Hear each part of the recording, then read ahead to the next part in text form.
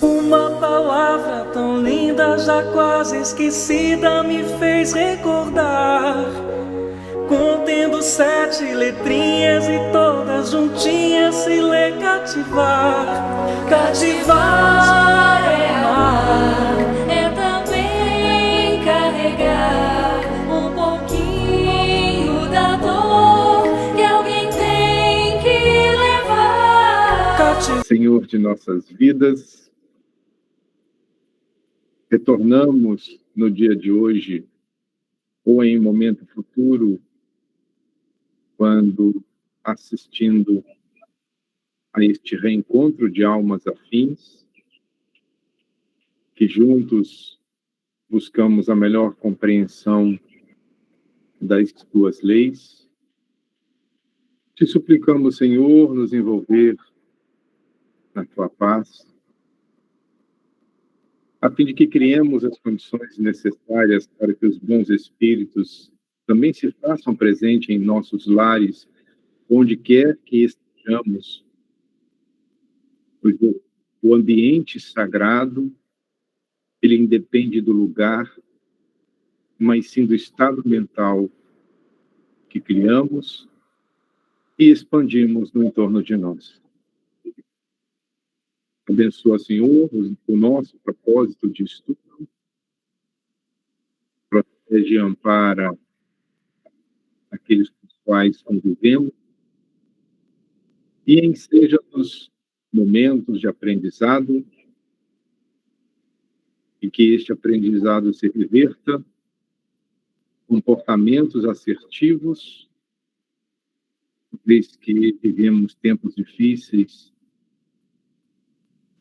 compartilhando experiências com espíritos, por vezes desconhecidos por nós, e como seguidores dos ensinos de Jesus, precisamos modular o nosso comportamento em conformidade com o Evangelho, a Boa Nova por ele trazida. Dessa forma, iniciamos o nosso encontro de hoje, desejando paz e entendimento em nossas mentes e corações, que assim seja.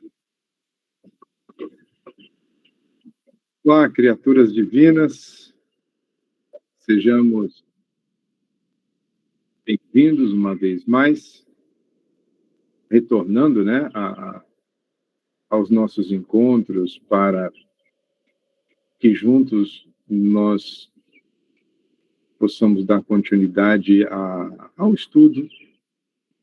E esse estudo eu considero de suma importância para que nós consigamos, de alguma forma, compreender a dinâmica do pensamento de Filomeno, e a partir dessa compreensão, nós sejamos capazes também, né, como dissemos na nossa prece, de ajudarmos de alguma forma, né, nessa perspectiva difícil porque passa a nossa humanidade. Esse estudo, nós vamos dividi-lo em 2 partes. Daqui a um pouco nós veremos o porquê que assim eu pensei em tratar deste capítulo. Porque, via de regra, refletindo sobre o título do capítulo, né, existem muitos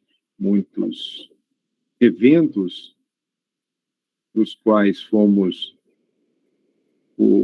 a causa primeira das suas consequências, e que não foram estes eventos registrados por testemunhas oculares, não estão anotados no compêndio jurídico das nações, e ele fica como que uma nuvem negra estacionada no entorno de nossas vidas. Ninguém nos viu praticando, a não ser aqueles que sofreram as consequências. E fica realmente oculto, inacessível aos demais. E é interessante que esse ocultamento das nossas sombras, das nossas más ações, de certa forma, nos preserva para que, diante de uma perspectiva de uma vida diferente, de um olhar diferente sobre as nossas relações, construamos, né, outros patamares de afetividade, buscando sermos cada vez mais assertivos, e as pessoas nos aceitam como somos, e não como um dia fomos. Mas há assim, deslizes que são de tamanha monta que nós, pelos efeitos que sofremos, podemos imaginar, ou pelos os efeitos visíveis em terceiros, podemos imaginar quais não teriam sido os eventos que levaram um determinado indivíduo a experimentar situações bastante complicadas. E essa aceitação social, ela é importante para que, como disse, nós reconstruamos afetos, ampliemos a nossa rede de relacionamentos, como um processo, né, um contínuo do processo evolutivo. E antes, portanto, de ir um pouco mais a fundo nessa divisão em duas partes, eu gostaria apenas de fazer um review do nosso último encontro e, de alguma forma, ele foi um estudo preparatório para o que nós iremos vivenciar a partir, né, das próximas semanas. Como disse, eu não aponto as escolhas de ninguém, mas nós, diante do que estamos, diante do que conhecemos, já nos encontramos numa condição tal de que faz-se necessário evitar, né, até mesmo, se possível for, o trânsito por meio nessas regiões, uma vez que a população invisível que para estas demandará, para estas áreas, né, demandará, elas estão totalmente desajustadas em relação aos seus objetivos de crescimento espiritual.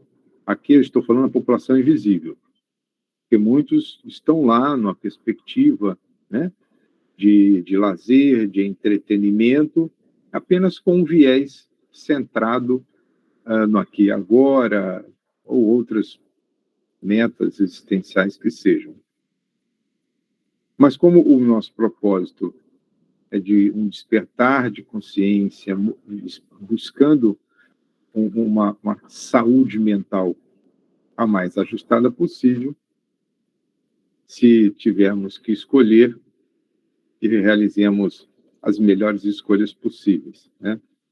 Falar em saúde mental, acho que eu comentei isso no nosso último encontro, lendo recentemente um artigo de um psiquiatra, e, se não me falha a memória, foi o Dr. Leonardo Machado, ele dizendo que um conceito, posso estar equivocado, porque agora não me lembro o nome do autor, o conceito mais atual para a saúde mental é a capacidade que o indivíduo tem de, diante de uma alteração do seu humor e das suas emoções, mesmo que elas sejam deslocadas para o limite superior da exaltação ou empurradas para o limite inferior da tristeza, da depressão, o que são modulações perfeitamente normais da existência humana. A saúde mental é a capacidade de que nós retornaríamos à faixa normal de movimentação da nossa personalidade. Então, diante de uma adversidade, é normal que eu fique exaltado, mas eu, em percebendo, aí que está a diferença, porque a consciência em despertamento, na fase de despertamento, ela já é capaz de perceber que está se exaltando ou deprimindo, em excesso, evitando que o comportamento ou a resposta emocional ela seja desajustada em relação ao estímulo.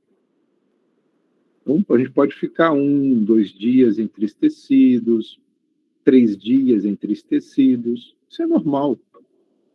E durante esse período a gente vai reprocessando.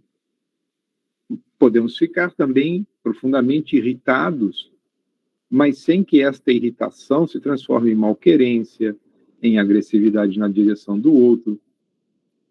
Isso é interessante porque a gente está vivendo um período em que alguns psiquiatras estão chamando de normativa social. Ou seja, a sociedade quer pautar sobre o indivíduo determinadas normas que também regulariam determinadas respostas emocionais e colocando o indivíduo que tem essas respostas emocionais na condição de um desajustado, o que não é verdade. O que não é verdade. A doutrina espírita vem nos alertando que a leitura que fazemos do outro é que, na maioria das vezes, está equivocada. Por exemplo, se eu estou aqui observando uma determinada pessoa, aliás, não estou nem olhando para aquela pessoa, eu estou olhando além daquela pessoa. Uma paisagem que está por detrás de alguém, e esta pessoa ela está simplesmente na minha linha divisada. Nós estamos chegando num absurdo tamanho em que, se eu me encantar com a paisagem, inúmeras pessoas estão na minha frente, e eu abrir um largo sorriso de contentamento, já temos registros de situações em que uma determinada pessoa que estava no seu campo de visada vai chegar perto do indivíduo e dizer assim: olha, você está me assediando. Quando, na verdade, você não está, o seu foco está além daquele personagem. Ele é apenas um item que compõe a paisagem. Então, eu vejo que, na maioria das vezes, é a leitura que fazemos. E se a pessoa ela estiver realmente contemplando a outra e a outra estiver desinteressada, ela não vai dar a mínima. Ela sai do campo de visada e segue o seu curso. Então, muito cuidado com o que nós estamos recebendo de informação e nós compramos essa informação sem sequer consultarmos o que a doutrina espírita nos fala sobre isso. Eu digo, aí é uma expressão, é um neologismo meu, existem muitas pessoas que estão com letargia cognitiva. Ou uma preguiça cognitiva. É preguiça de pensar mesmo. E isso vai produzindo em nós uma dificuldade de entendimento de tudo que está acontecendo na atualidade. Mas isso é prosa para outro momento. Então, no nosso último estudo, nós analisamos essas influências que estavam acontecendo na cidade do Rio de Janeiro, no período de carnaval, o que a gente pode transferir para todas as cidades que possuem eventos carnavalescos das dimensões, e o que está acontecendo é visível para todos nós, é visível o tipo de busca que as pessoas estão demandando, mas o que acontece além do que nós estamos vendo é o que é mais interessante. Existe uma turba malta de perturbados e perturbadores mas também existe todo um amparo por detrás disso. A presença divina, ela não está ausente em nenhum lugar. Nós é que não percebemos porque estamos conectados em uma faixa de frequência que não nos permite sentir essas inspirações positivas. E dentro desse contexto, nós vimos que há um personagem adoecido, psicicamente falando, internado em um hospital psiquiátrico, cuja mãe realiza uma prece, e essa prece ela é intensa ao ponto de sensibilizar essa equipe que trabalha a benefício de todos nós. Acorrem ao hospital. No nosso último encontro, essa paisagem do hospital, ela é apresentada. Então, nessa primeira parte do nosso estudo de hoje, embora o capítulo ele não seja extenso, eu percebi aí, é um método de estudo que eu gosto de realizar, e como eu já disse para vocês, eu leio umas 2, 3, no mínimo 3 vezes cada capítulo. A primeira é uma leitura rápida, depois eu vou para uma segunda leitura, aí eu vou destacando pontos do todo, e a terceira e a quarta eu vou tentando formatar como que aquela mensagem ela pode ser trabalhada junto aos amigos queridos. E nesse capítulo interessante que há uma primeira parte que é muito filosófica. É uma filosofia existencial pautada no Evangelho e com muitos contatos com a doutrina espírita. Aliás, muitos não. Totalmente alinhada com a filosofia espírita que está em O Livro dos Espíritos. Mas há um ponto de inflexão nessa primeira parte que abordaremos e que muitas das vezes nós entramos sem nos percebermos nessas questões, em que a filosofia ela começa a ser deslocada da análise dos porquês para uma proposta de como agir. Então, ela sai do campo das ideias, do entendimento do sofrimento e entra numa fase agora de ação mais propositiva. É um capítulo assim que, se nós sairmos da leitura romancesca, a gente vai perceber, pelo menos eu espero que assim seja, nesta manhã, vai perceber a riqueza, como é toda a obra desse nobre espírito e também de todos os espíritos que têm por missão nos instruir. Então, vamos começar o primeiro parágrafo. Né? Filomeno já começa a nos chamar a atenção que somos herdeiros de nós mesmos.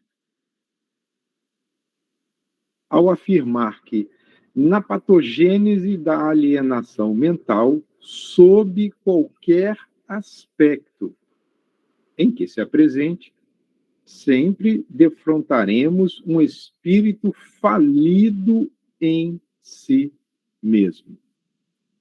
Só recordando que a alienação mental é um estado de adoecimento psíquico que invalida o indivíduo, porque este indivíduo torna-se incapaz de ter uma relação saudável com o outro e de gerir a sua própria vida.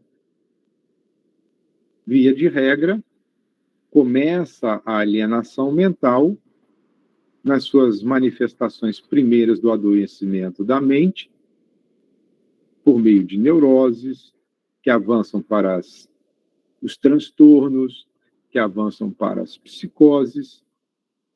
E quando o indivíduo está invalidado, ele está alienado, fora de um contexto. Então, a alienação mental, poderíamos dizer, é o estado de invalidez dos processos mentais que incapacitam o indivíduo ao exercício de uma atividade laboral e, às vezes, até mesmo o controle da sua própria vida.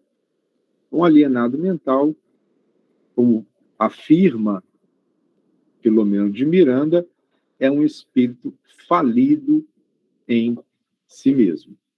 E todos nós, se não tivermos a devida atenção, poderemos, em algum momento, a depender de como encaramos, né, as questões da vida, chegarmos a um estado de sofrimento psíquico dessa monta, o que eu não desejo para ninguém, é claro, né?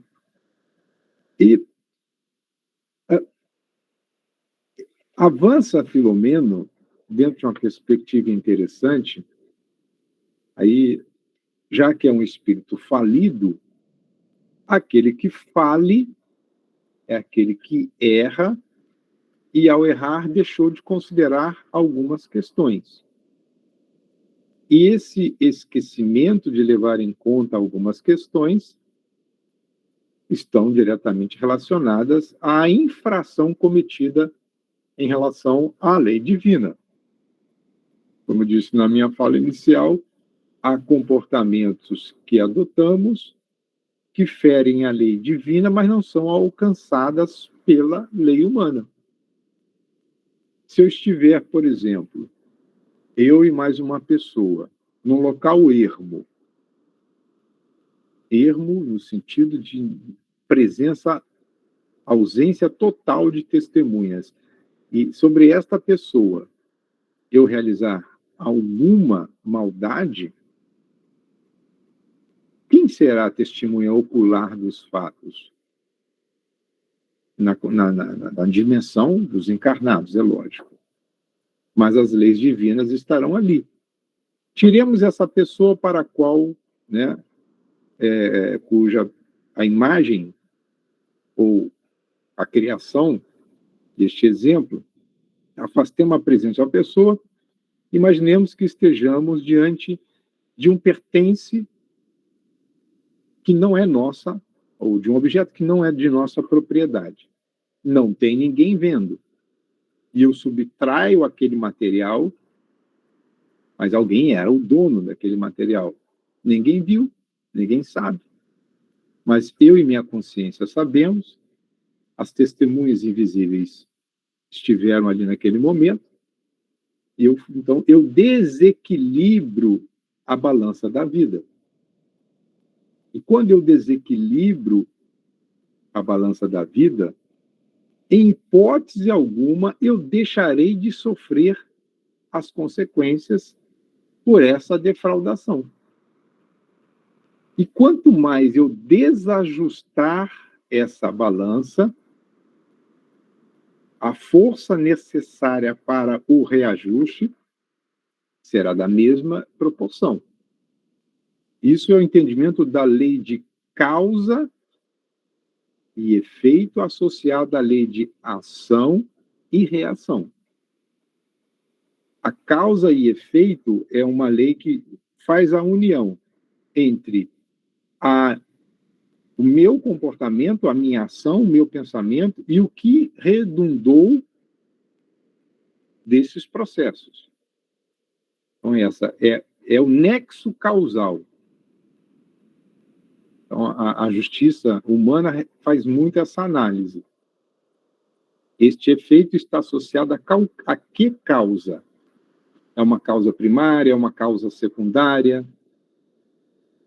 A ação e reação diz respeito às consequências.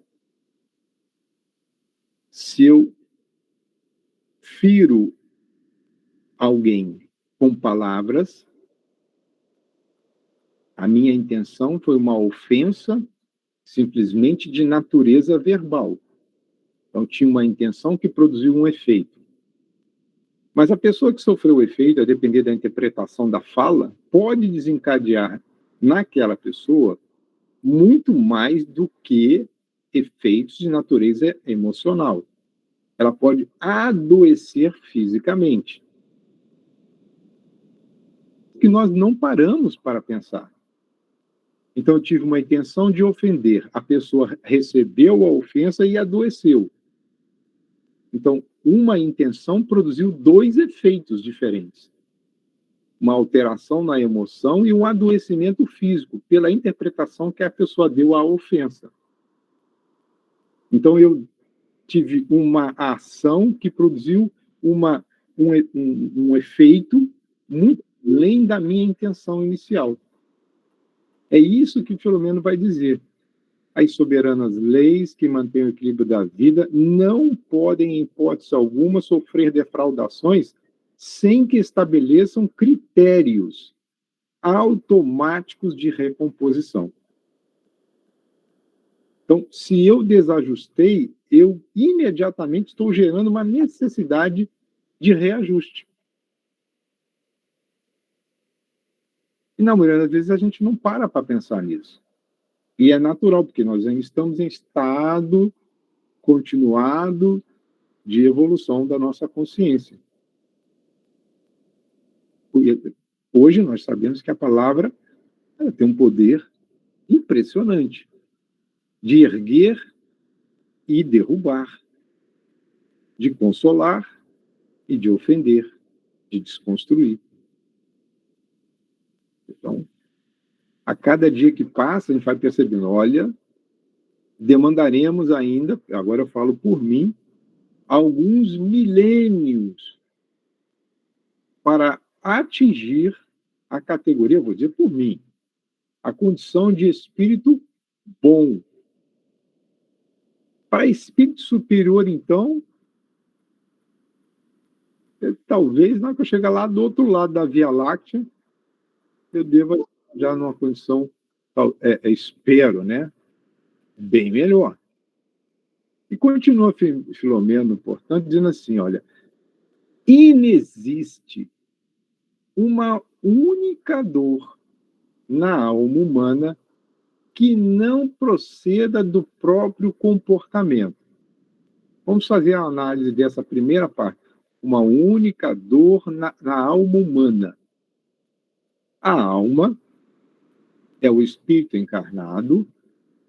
Então, há dores que são dores que transitam somente no campo do pensamento e que, se essas dores de natureza mental não forem imediatamente trabalhadas, elas serão transferidas, essas dores, para o corpo físico. Isso chama-se a somatização de um processo que está no campo mental.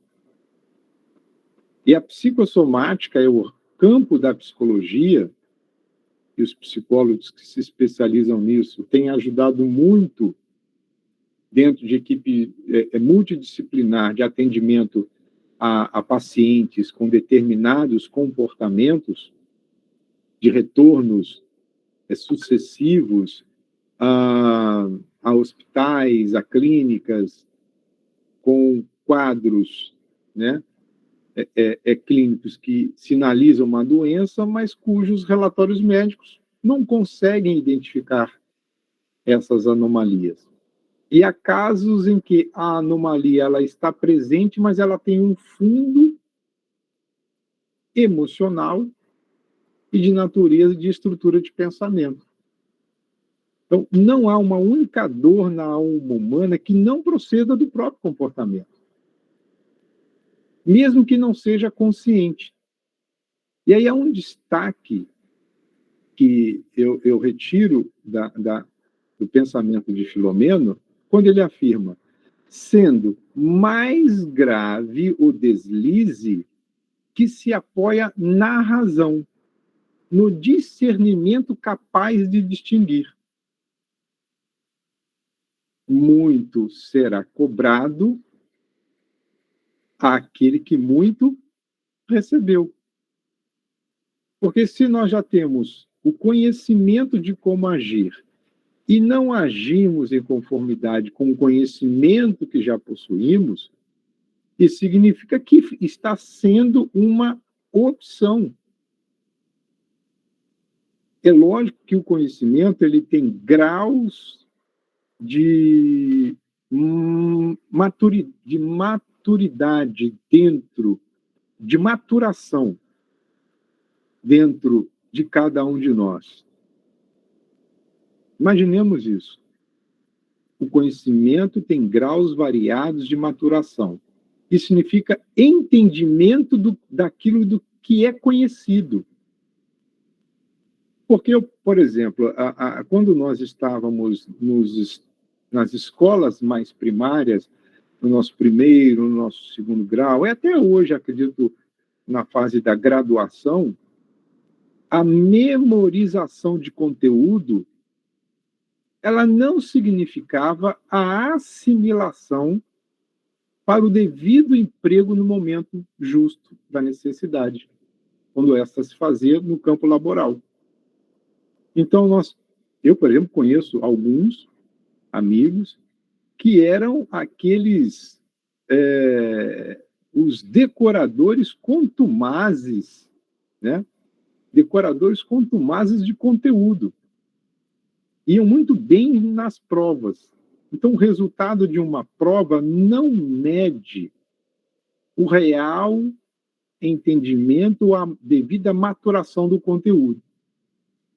É como se eu estabelecesse uma conexão entre uma pergunta e, na minha memória, eu buscaria os conteúdos armazenados e ofereceria uma resposta alinhada com a pergunta. Vejam que os processos seletivos estão mudando. Pelo menos os bons processos seletivos. Porque exige do entendimento o discernimento, o uso da razão, as associações no campo da memória. Então, quando eu já possuo certo conhecimento e eu opto por determinado comportamento, e esse comportamento está desalinhado com a lei divina, mais grave se torna os resultados advindos dessa escolha. Então, agora a gente vai ler esse recorte como um todo. Não há uma única dor na alma humana que não proceda do próprio comportamento, sendo mais grave o deslize que se apoia na razão, no discernimento capaz de distinguir. Então, quando nós estamos com a saúde mental ajustada, nós somos capazes de escolher. E neste capítulo, que estudaremos a parte final dele no próximo encontro, esse ensaio filosófico de hoje, nós vamos perceber os momentos precisos em que Julinda teve a oportunidade de realizar a escolha, porque lhe foram passadas informações muito precisas sobre as consequências e a necessidade dela conter-se em relação ao caminho que ela foi percorrer. Então, mais grave é o deslize que se apoia na razão, né, do discernimento capaz de distinguir, na escala de valores, as balizas demarcatórias da responsabilidade que elege a ação edificante ou a comprometedora. Essas balizas demarcatórias da responsabilidade, pelo menos usou uma expressão que nós, assim, militares, topógrafos também usam muito isso. Quando nós estamos em deslocamento em um trecho que precisa ser, de alguma forma, levantadas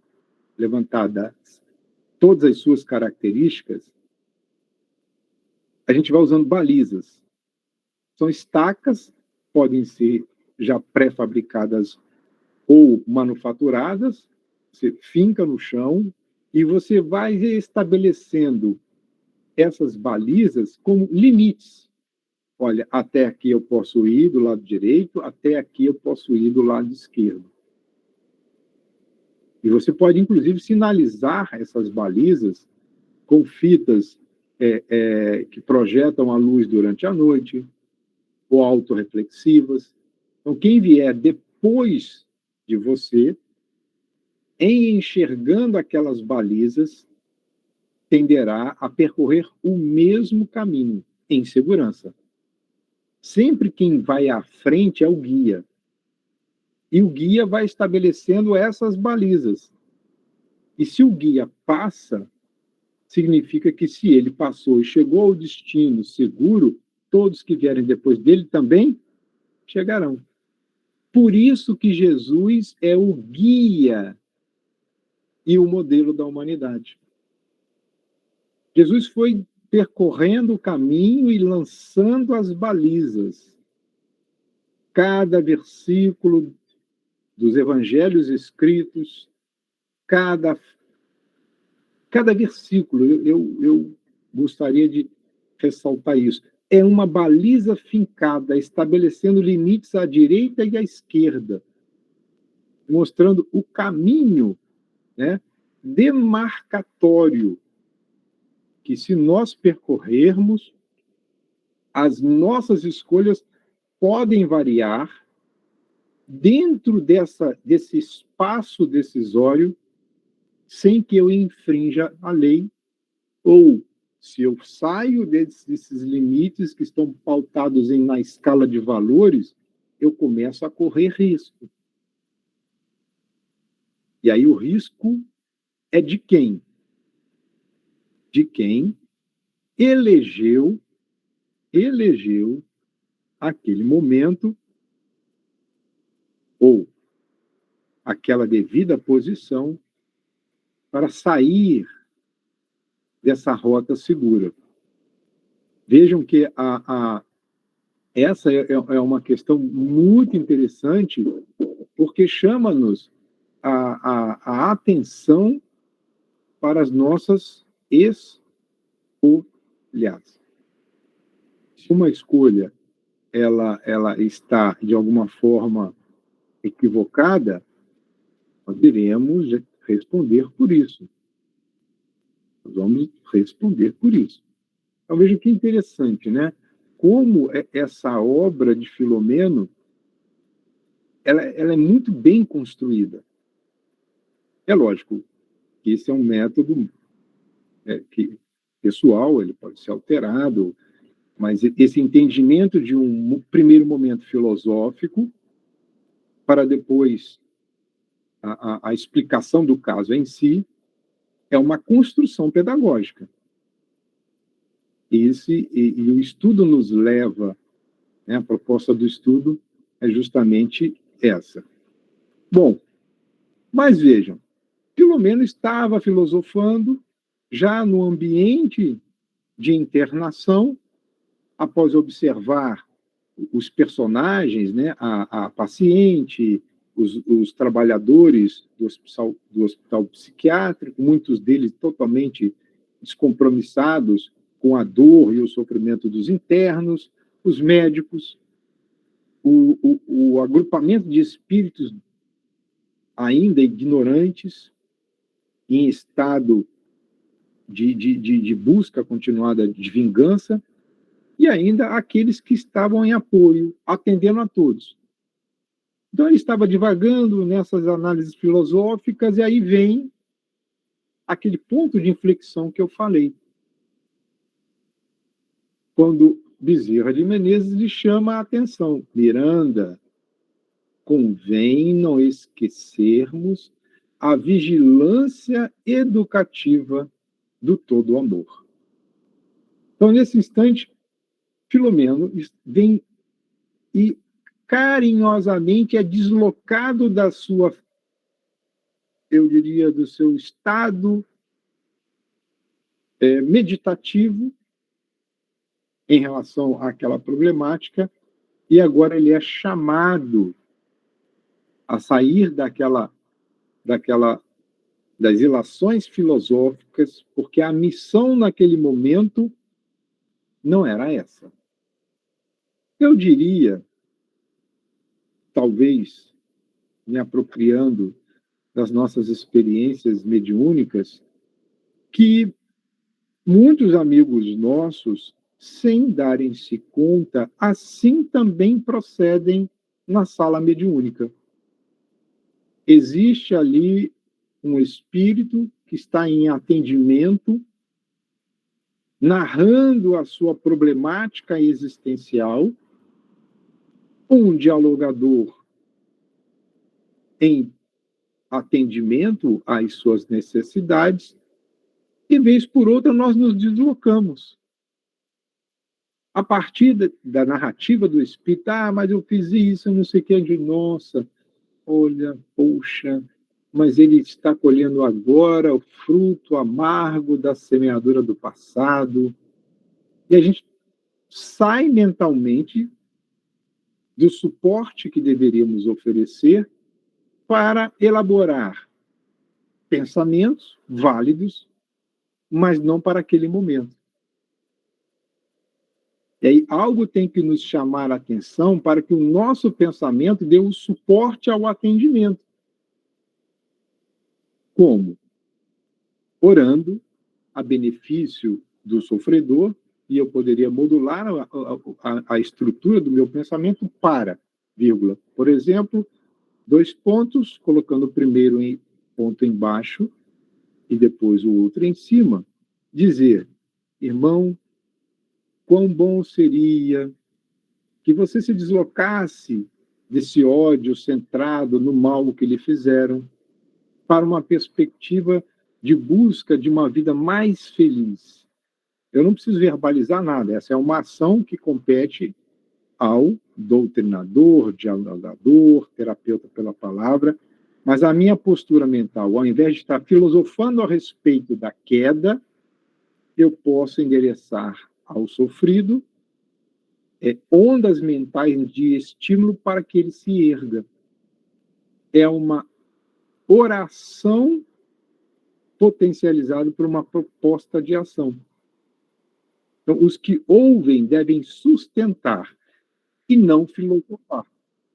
Então, a gente vai percebendo que, nesse momento, Miranda ele é chamado a atenção de forma muito carinhosa. E olha que interessante. O pensamento anterior de Miranda era que, olha, não existe nenhuma dor humana que não esteja relacionado a algum comportamento que foi escolhido.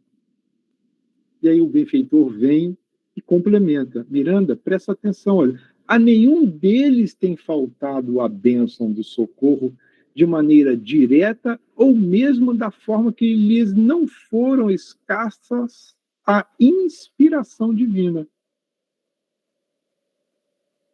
Olha os 2 recortes em branco. A nenhum deles tem faltado.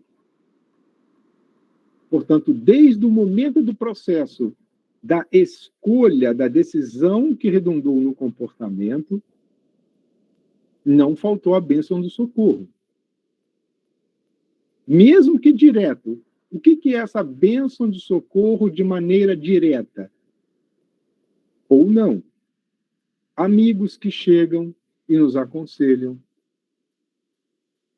Desconhecidos que tocam em assuntos e que nos apontam caminhos outros.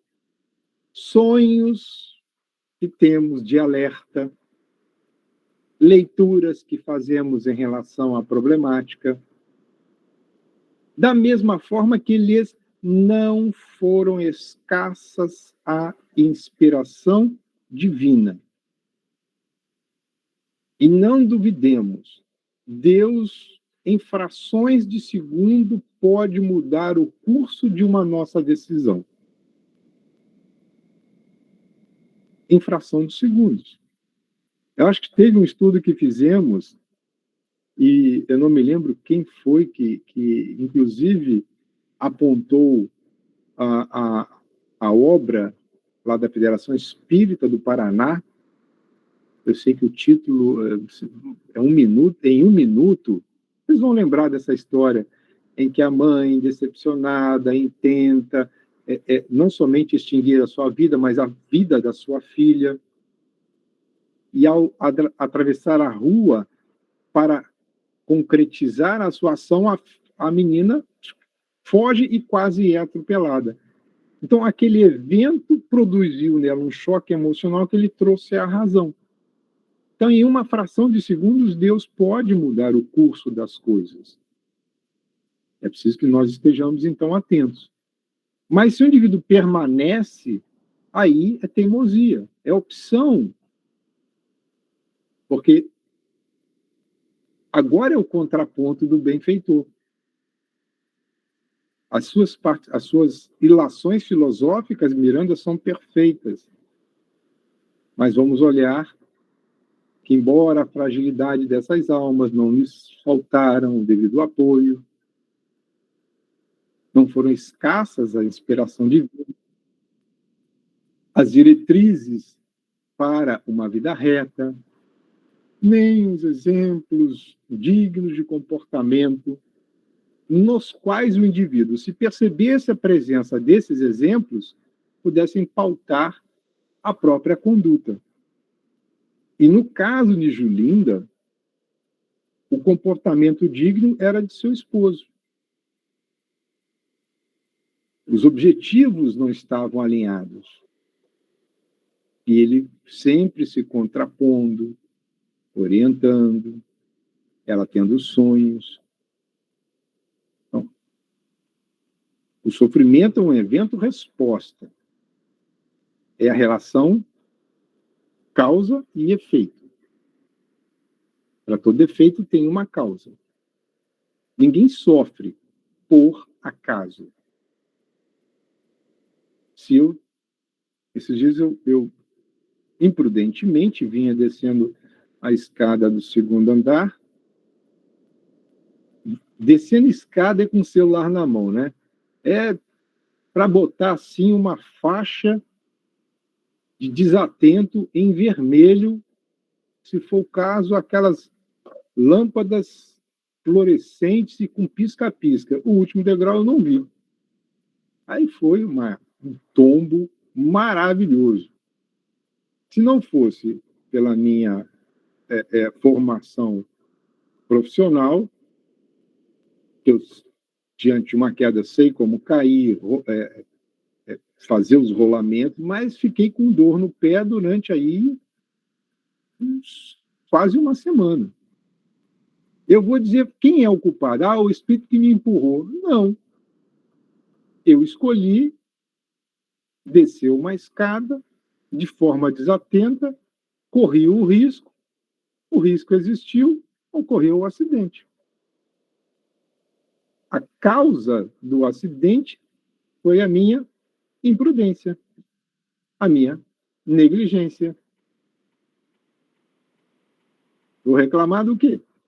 Vou dizer que é um espírito que me empurrou? Não. Não posso culpar ninguém a não ser a mim mesmo. Então, há momentos em que o indivíduo, dada essas fragilidades, ele perde o controle. Mas olha que interessante. Havendo a opção com a qual cada um afina, derrapando na ação em que se compraz, a presença da justiça torna-se irrefragável, ou para hoje, ou mais tarde. Tudo é uma questão de escolhas. E cada um escolhe em conformidade com os interesses.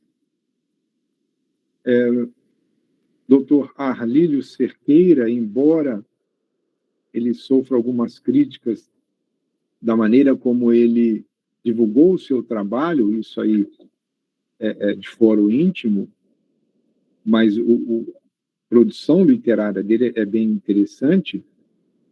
Há indivíduos que, embora em estado de sofrimento, eles não querem mudar. E uma das causas da resistência à mudança é os chamados ganhos secundários. O indivíduo sabe que não deve agir, mas ele olha assim, mas isso aqui está me dando tanto prazer. Então, isso significa que ele tem um grau de informação que está já agora numa instância de conhecimento, porque ele já não mais ignora, mas aquele conhecimento adquirido ainda não foi suficiente, porque o conhecimento precisa ser transformado em ação, compatível com o conhecimento adquirido. Isso só é conseguido com uma consciência em fase de expansão, saindo de um nível para um nível mais superior de manifestação. Então, a opção do indivíduo está diretamente relacionada com as suas afinidades. Por isso que muitos religiosos, e aí quando eu falo uso essa fala, é aquele que é adepto de uma religião de natureza qualquer. Ele tem conhecimento, mas não age em conformidade. Gera essa dissonância entre a informação e a ação. Porque a afinidade dele ainda está relacionada às questões mais imediatas. E aí, o resultado é esse. Nós estamos jogando casca de banana para pisar em cima imediatamente à frente da nossa caminhada. Só que a presença da justiça divina vai se fazer em algum momento. Principalmente naqueles em que o resultado advindo das nossas escolhas amplifica ou traz sofrimento para quem quer que seja. Não pensemos que o sofrimento que imputamos a nós mesmos numa atitude egóica não gera sofrimento no outro. Gera. Vai gerar no irmão, no pai, na mãe. Mas são desencarnados. No mundo espiritual estão sofrendo. E, às vezes, colhendo as consequências de uma má educação. Então, tudo está interligado. Esses dias eu lia um capítulo do Evangelho segundo o Espiritismo, honrar pai e mãe, e geralmente a gente faz a associação, aí eu vou dizer assim, geralmente eu fazia essa associação até bem pouco tempo atrás, no sentido de que esse honrar pai e mãe era ofertar aos nossos pais,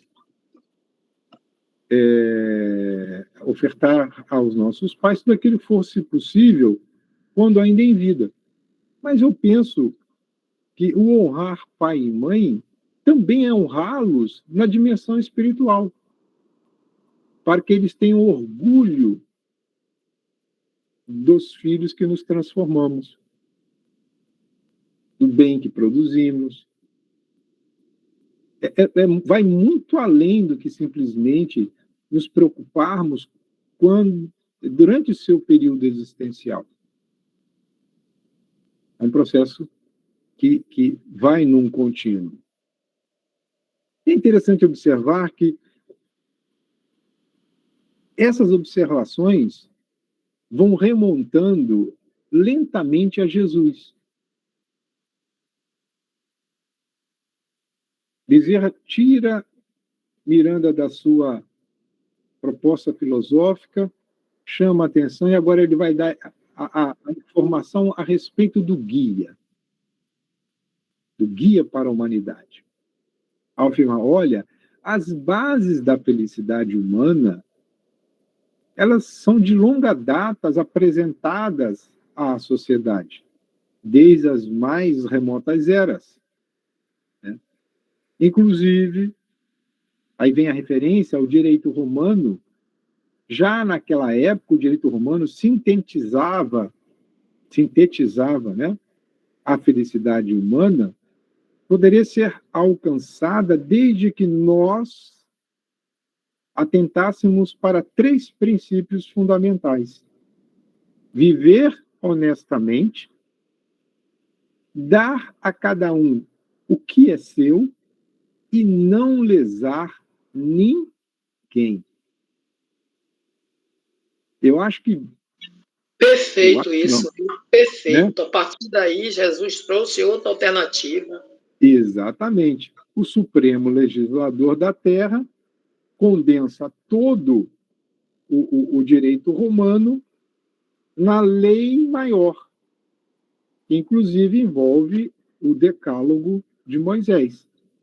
Amar a Deus sobre todas as coisas e o próximo como a si mesmo. Ou seja, o amor para com o próximo pressupõe o exercício desses 3 princípios. Ah, mas fulano é desonesto. Bom, esse é o problema do fulano. Ah, mas ele enriqueceu, vive muito bem, eu estou aqui, ganho pouco, pego 2 ônibus, o metrô, está vivendo honestamente? E os advogados têm conhecimento disso, que ele tem conhecimento do Código Romano, né? Todo mundo tem conhecimento disso, mas não tem consciência, meu irmão, não adianta. Pois é, é a diferença entre o conhecimento acumulado e a consciência desperta. A consciência desperta faz com que nós vivamos isso. Vivamos isso. Ah, mas o outro é rico e desonesto. Bom, como nós estamos em busca de alçar ao reino dos céus, o que nos fará, o que garantirá a nossa entrada no reino dos céus, não será o número de moedas armazenadas em nossas contas bancárias. Isso não quer dizer que o indivíduo que enriqueça vivendo honestamente não conseguirá adentrar ao reino dos céus, desde que a sua riqueza, está lá no Evangelho segundo o Espiritismo, utilidade providencial da riqueza. Usufrua da sua riqueza, mas ajude a outros a alcançarem as suas. Cada um dentro do seu nível. Olha, enfim, dar a cada um o que é seu, não lesar ninguém. Está aí a síntese do que todos nós deveríamos buscar. Interessante também que vejam que a chamada de atenção ela não deixa de ser uma proposta filosófica, mas está centrada no amor. Até para despertar o outro, a gente precisa usar técnicas que não fira a suscetibilidade de terceiros. E continua ainda Bezerra, aqueles que se atribuem direitos e privilégios especiais,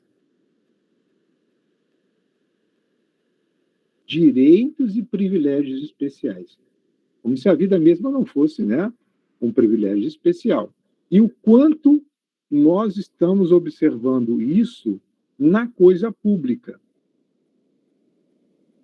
As pessoas que estão em exercícios de atividade pública, alguns, outros no exercício de atividades políticas, pensam que o público virou uma espécie de propriedade privada.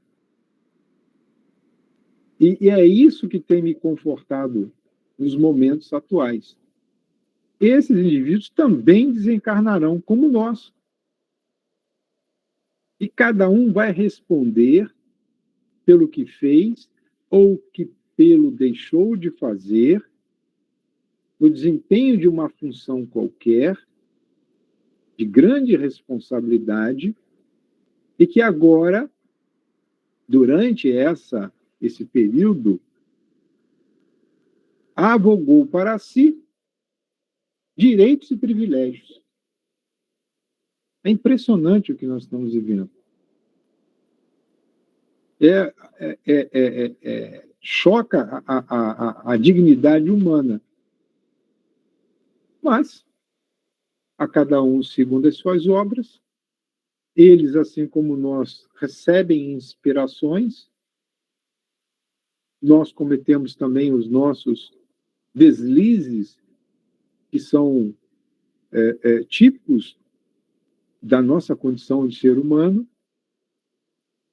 E aí eu recomendaria a leitura da mensagem do Espírito Marta pelo nosso querido Marcel Mariano de hoje, a mensagem de hoje, porque a pergunta não é o que os outros estão fazendo, é o que é que eu faço para tornar este mundo menos caótico.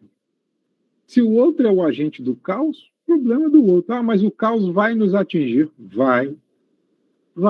Porque nós estamos vivendo as horas últimas da era ou do período de provas e expiações.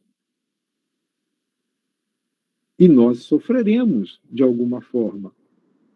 Mas o importante não é fazer a pergunta por que sofro, mas sim como eu posso diminuir o meu e o sofrimento do outro. Mas você vai morrer. O reino dos céus está aí. Será destruído o corpo físico. Para onde eu irei, ou nós iremos, né? Eu torço para que nós sejamos acolhidos em um ambiente compatível com os esforços que estamos realizando. Então, voltando. Por que Miranda está fazendo toda essa jornada? É para mostrar para nós, a partir da fala daquele que intercedeu no momento preciso na sua viagem mental, que não há sofrimento sem causa. E voltando a esse recorte, aqueles que se atribuem direitos, porque muitos estão atribuindo direitos para si, em detrimento do direito que deveria ser de todos, na má usança a que se permitem. Esses indivíduos estão aliciando os verdugos que os submeterão.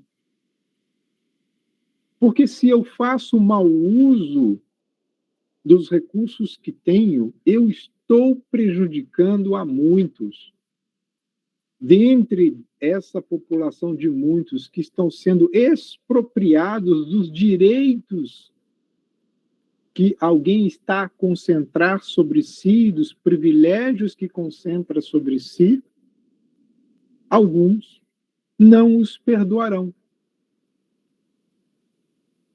Porque quando eu usurpo o direito do outro, eu diminuo do outro o acesso às suas demandas.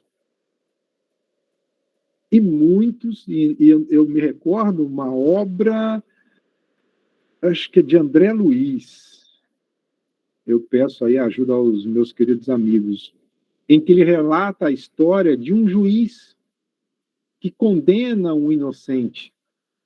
E esse, me parece que o pai, que estava na dimensão espiritual, estava obsidiando este juiz, porque não aceitava a condenação do filho.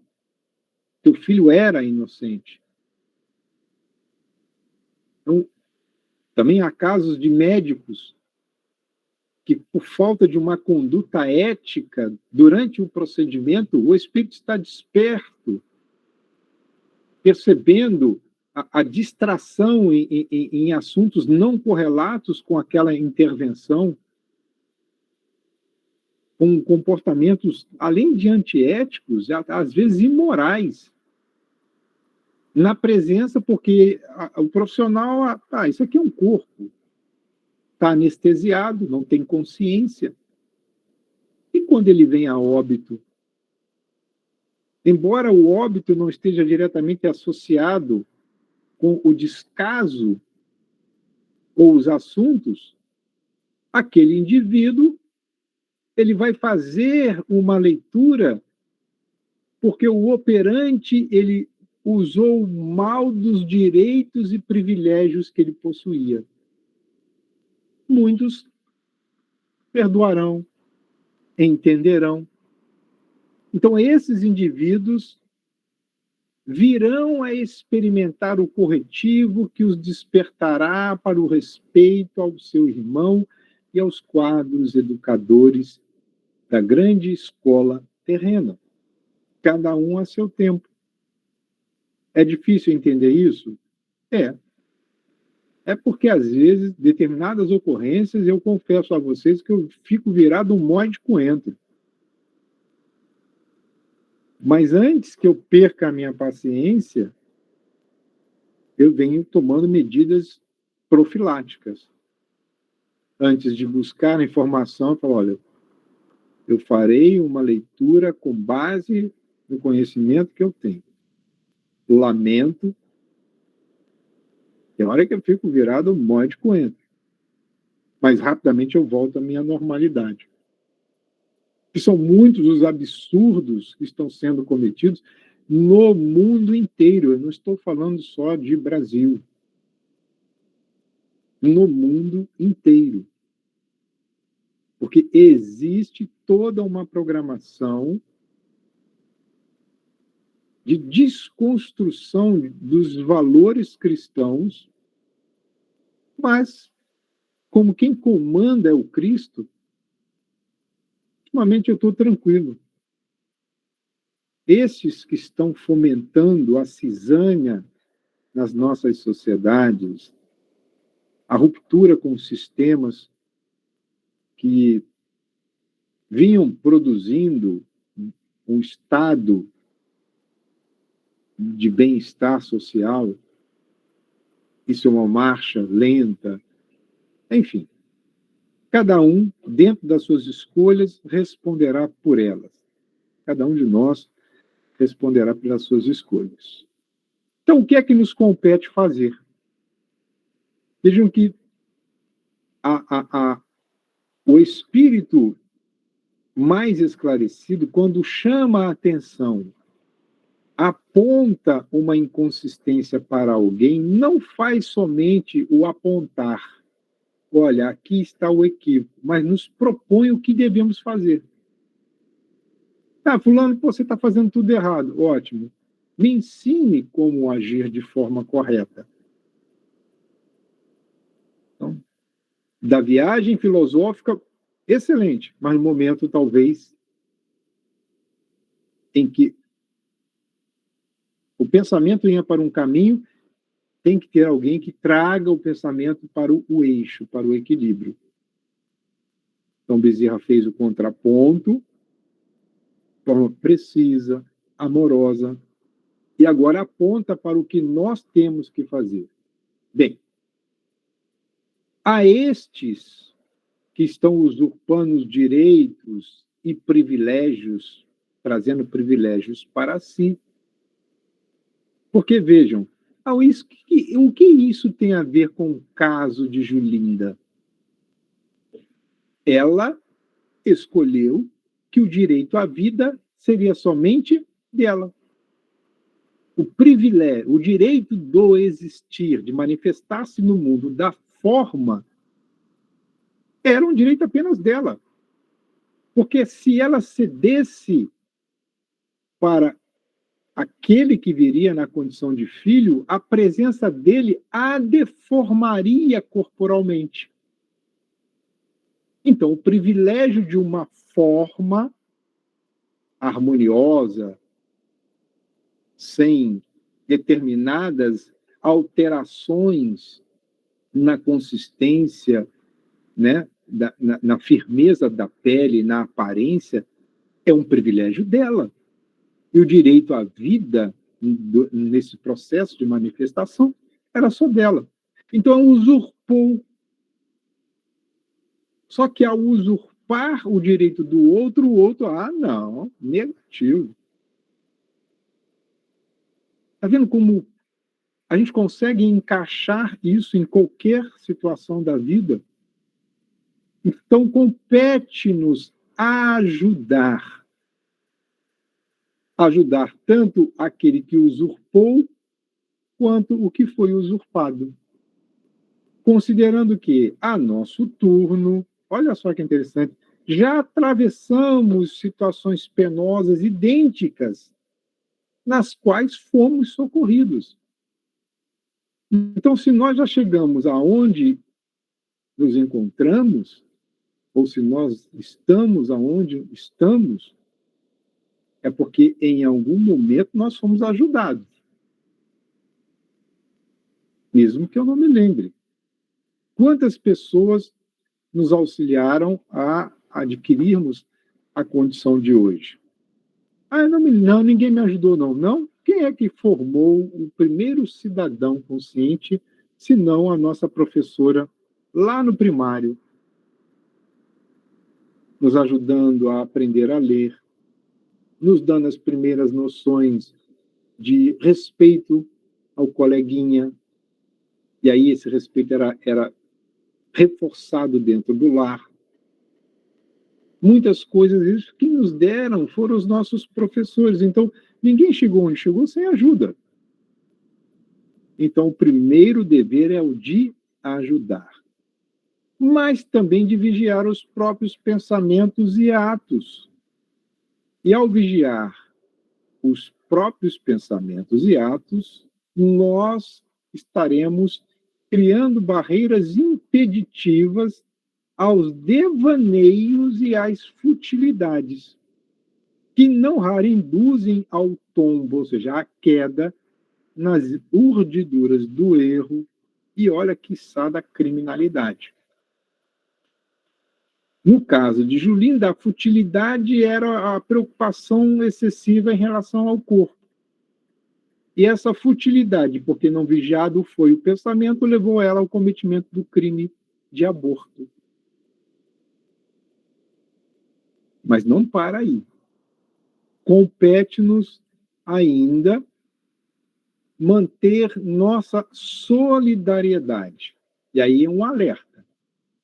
Participemos das emoções dos caídos, sem nos deixarmos contaminar pelos miasmas do desânimo, do medo ou das ideoplastias fantasmagóricas vitalizadas pela rebeldia e ingratidão ao Pai Criador e ao Cristo Amor. Então, nós vamos ajudar, vamos vigiar o nosso pensamento, vamos participar das emoções manifestadas pelos sofredores, mas nós não podemos nos permitir contaminar. Porque há casos que são chocantes. Casos chocantes. Mas eu não posso ter medo. Eu não vou participar da reunião mediúnica, porque eu estou vendo espíritos deformados, com aparências fantasmagóricas. Encare, porque aquela aparência, ela foi produzida pelo outro. E ao encararmos o outro sem medo, porque ele não vai encontrar estrutura fluídica de sustentação à sua ideoplastia, ele rapidamente será desnudado. E é isso que os espíritos fazem nas reuniões mediúnicas, chamada desconstrução ideoplástica. Porque não há sustentação fluídico-vibratória para que aquele espírito permaneça naquela construção demoníaca. As vibrações são outras, mas quando eu mergulho no medo, no receio, aí eu forneço de mim mesmo energia para que eles reforcem aquela máscara que está a envolvê-lo. A partir de aí, há uma intervenção do médico psiquiatra desencarnado, diretor do nosocômio, em que começa a análise mais técnica do caso de Julinda, que nós analisaremos em nosso próximo encontro.